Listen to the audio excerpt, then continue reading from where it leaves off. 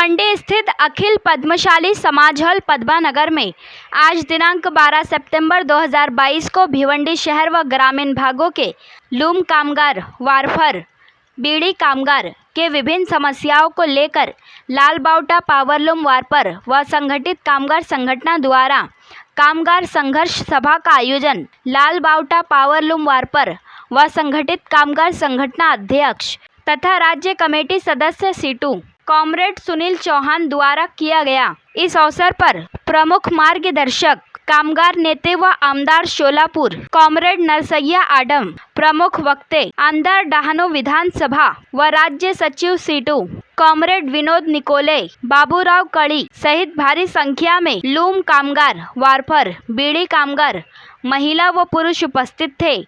आइए देखें इसकी एक रिपोर्ट।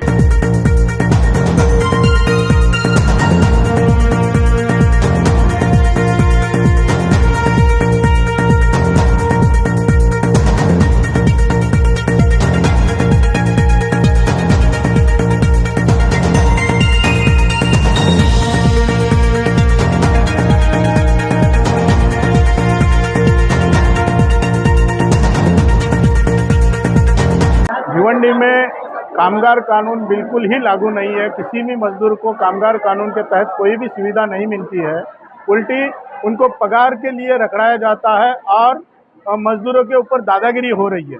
इसलिए ये आज हमने भिवंडी में ये पद्मशाली हॉल में संघर्ष सभा का आयोजन किया था। इसमें सोलापुर से हमारे नेता कॉमरेड आडम मास्टर, हमारे एमएलए कॉमरेड विनोद निकोले ये आए थे। इन्होंने मजदूरों को आज अच्छे से गाइड किया है और सरकार को एक चेतावनी दी है कि पावरलूम मजदूरों के लिए जैसे बांधकाम मजदूरों का पावरलूम बांधकाम कामगारों का मंडल है, वैसे ही पावरलूम कामगारों का एक कल्याणकारी मंडल बनाया जाए सरकार की तरफ से और पावरलूम मजदूरों को अच्छे से उस मंडल के मार्फत सुविधा मिलनी चाहिए।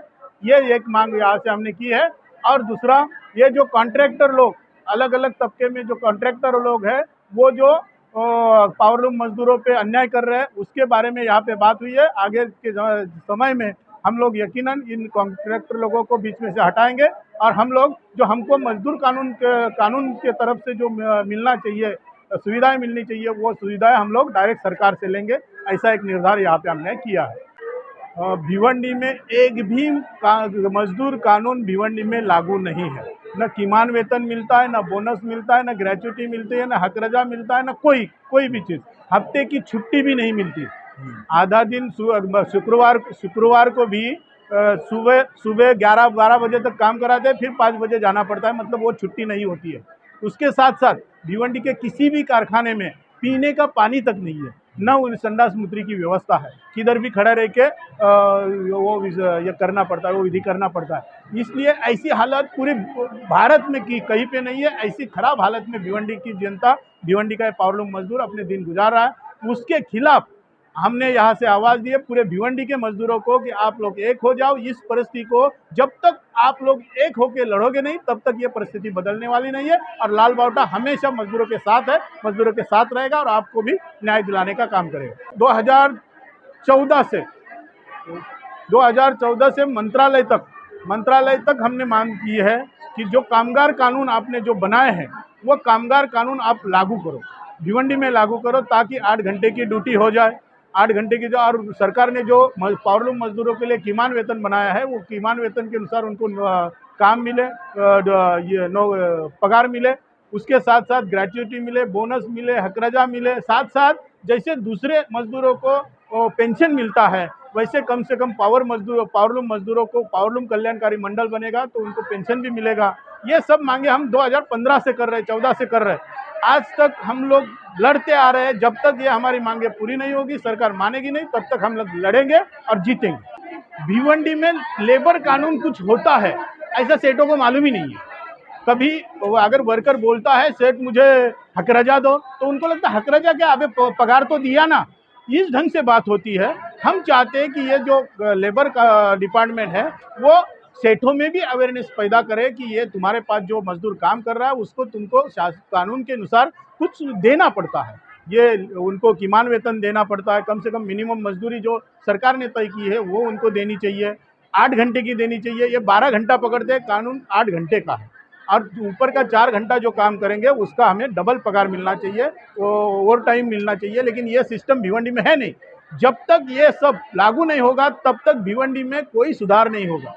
ये सब लेबर कानून लागू नहीं होने से भिवंडी में नया मजदूर नहीं आ रहा है, और नया मजदूर नहीं आने के वजह से जो पुराना मजदूर है वही मजदूर आहिस्ता आहिस्ता कम होते जा रहा है और भिवंडी की हालत खस्ता हो रही है। 2015 से हम लोग मांग कर रहे थे कि ये जो गुमास्ता लाइसेंस है, ये जो भिवंडी के कारखाने चल रहे हैं शॉप एक्ट के लाइसेंस है, तो वो शॉप एक्ट खत्म किया जाए और इनको फैक्ट्री एक्ट लागू किया जाए। तो हमने 2017 से वो ये गुमास्ता लाइसेंस जो शॉप एक्ट के अनुसार जो कारखाने चलते थे वो ख़त्म करके यहाँ पे फैक्ट्री एक्ट लागू हो ऐसा दिया है। लेबर कमिश्नर ने भी वो सब शॉप एक्ट के कारखाने बंद किए हैं और यहाँ पे सबके ऊपर, सब कारखाने के ऊपर फैक्ट्री एक्ट लागू होता है। लेकिन एक भी सेठ ने, एक भी कारखाना मालिक ने फैक्ट्री एक्ट में के अनुसार, कंपनी एक्ट के अनुसार उसको रजिस्टर्ड नहीं किया है और इसलिए ये हालत भिवंडी की हुई है। जब तक कारखाने रजिस्टर्ड नहीं होंगे तब तक इस भिवंडी में जो प्रोडक्शन हो रहा है, कितना हो रहा है, क्या हो रहा है, वो सरकार तक नहीं जाएगा और सरकार तक नहीं जाएगा तो सरकार का ध्यान भिवंडी के ऊपर नहीं आएगा। भिवंडी में और पूरे महाराष्ट्र में जो पावरलूम मजदूरों को किमान वेतन मिलना चाहिए, ये सब जो मैंने अभी बातें आपको बताई, ये सब मिलना चाहिए। इसका रिपोर्ट गवर्नमेंट ने मांगा था पूरे चारों सेक्टर से, सोलापुर, इचलकरंजी, भिवंडी और मालेगांव। सभी जगह ने अच्छे से रिपोर्ट दिया है कि वहाँ की जो परिस्थिति है, सही परिस्थिति क्या है। वो रिपोर्ट बराबर मालेगांव से, सोलापुर से, इचलकरंजी से सरकार तक गया है। लेकिन भिवंडी का जो लेबर कमिश्नर है आड़े, उन्होंने सेठों के दबाव में आकर यहाँ पे 3.5 लाख मजदूर कम से कम है, उनको सब कुछ मिलता है, ऐसा झूठा रिपोर्ट गवर्नमेंट को दिया है। इस लेबर कमिश्नर के खिलाफ भी हम लोग जरूर आंदोलन करेंगे और उसको दिखाएंगे कि भिवंडी में सही परिस्थिति जो है वो सरकार को बता, तभी भिवंडी के मजदूरों को न्याय मिलेगा। केंद्र आणि राज्य सरकार एका बाजूला कामगारांनी लढून, रक्त सांडून, तुरुंगामध्ये जाऊन 1923 पासून जवळजवळ 44 कायदे करायला लावलं। भारतरत्न डॉक्टर बाबासाहेब आंबेडकरनं ज्या वेळेला मजूर मंत्री होते त्यावेळेला बरेचसे कायदे कामगाराच्या बाजूने त्यांनी केलेला आहे। आता या नवीन सरकारने अदानी अंबानीच्या नादाला लागून त्या 29 कामगार कायद्याचं त्यांनी 4 कायद्यात रूपांतर केलं। त्याच्यात सगळं म्हणण्यात आलेलं आहे, कामगाराला कायम समजलं जाणार नाही। मालक जेवढं मजुरी देईल तेवढं काम करायचं, जेवढं तास सांगतील तेवढं तास काम करायचं। त्यांना ना साप्ताहिक सुट्टी मिळणार आहे, ना ग्रॅज्युटी मिळणार आहे, ना फंड मिळणार आहे, ना पेन्शन मिळणार आहे, ना बोनस मिळणार आहे, ना अकरजा मिळणार आहे। या कायद्यामुळं देशातले 44 कोटी लोक वेठबिगार होणार, सरळ गुलाम होणार, मालकाचे गुलाम होतील। आम्ही गुलाम व्हायला तयार नाही आहे। आम्ही उत्पादन करतो, जसं शेतामध्ये शेतकरी पीक पिकवतो तसं कारखान्यामध्ये कामगार उत्पादन करतो। या 2 क्रियामुळं देश चालता आहे। तर शेतकरी जर शेतामध्ये जर त्यांनी पीक पिकवायचं बंद केलं आणि कारखान्यामध्ये कामगाराने उत्पादन बंद केलं, संपूर्ण देश बंद पडेल। इतकी भयानक परिस्थिती या देशामध्ये निर्माण करण्याचा प्रयत्न या ठिकाणी केंद्र सरकार करू लागलेलं आहे, राज्य सरकार सुद्धा करू लागलेलं आहे। उदाहरणार्थ बाबासाहेबांनी आम्हाला अधिकार दिला संप करायचा, मूलभूत अधिकार, तोही काढून घेतला। संघटना करण्याचा अधिकार तोही काढून घेतला आमचा। म्हणजे आम्ही जगायचं कसं? कामगार एकत्रित यायचं नाही, संघटना करायचं नाही, लढायचं नाही, संप करायचं नाही, मोर्चे काढायचं नाही, सत्याग्रह करायचं नाही आणि तुम्ही गुलामीप्रमाणे जीवन जगा. आज भिवंडीत काय आहे हो? गुलामीमध्ये कामगारामध्ये काय फरक आहे? सकाळी 7 वाजता येतो, रात्री 7 पर्यंत काम करतो, रात्री 7ला जातो, सकाळी 7 पर्यंत येतो. ना प्यायला पाणी नाही, प्यायला पाणी नाही, शौचालय वेगळं, संडास वेगळं. पाणी प्यायचं असेल तर हॉटेलमध्ये जावं लागतं, त्या पाण्याकरता चहा प्यावं लागतं त्याला. ही माणुसकी आहे. कारखान्या कायद्यामध्ये सरळ असं म्हणलेलं आहे की कामगारांना पाणी दिलं पाहिजे, प्रथमोपचारचे साधनं ठेवलं पाहिजे, त्या ठिकाणी शौचालय असलं पाहिजे, टॉयलेट असलं पाहिजे, त्या बाळंतीण बायांना त्या ठिकाणी आरामगृह असलं पाहिजे, त्या बाळाला सांभाळण्याकरता शुश्रूषागृह असलं पाहिजे. हे सगळं कायद्यामध्ये सांगितलेलं आहे. पण इथला लेबर ऑफिसर असेल, इथला असिस्टंट लेबर कमिशनर असेल, शॉप इन्स्पेक्टर असेल, फॅक्टरी इन्स्पेक्टर असेल, याच्या घरापर्यंत हप्ते पोचतात. आता त्यांना इन्स्पेक्शन करण्याचा अधिकार सुद्धा सरकारने काढून घेतलेला आहे. सरकारच्या संमतीशिवाय कोणत्या कारखान्यामध्ये त्यांना इन्स्पेक्शन करता येत नाही. अहो, साधा हजेरी कार्ड आम्हाला नको आहे. माझ्या हजेरी बुकावर काय नाव मला माहीत नाही. कदाचित ॲक्सिडेंट झाला तर वारसदारांनी काय करावं, कोणावर केस करावं. तर इतकी भयानक परिस्थिती अंधेर नगरी चौपट राजा अशा पद्धतीचं आहे. या ठिकाणी सुनील चव्हाण सिटूला घेऊन जबरदस्त लढतायत. या ठिकाणी परवाच बीम बनवणाऱ्या कामगाराचा लढा त्याने यशस्वी करून 400 कामगारांना प्रत्येकी 2000 रुपये मिळवून दिलेला आहे.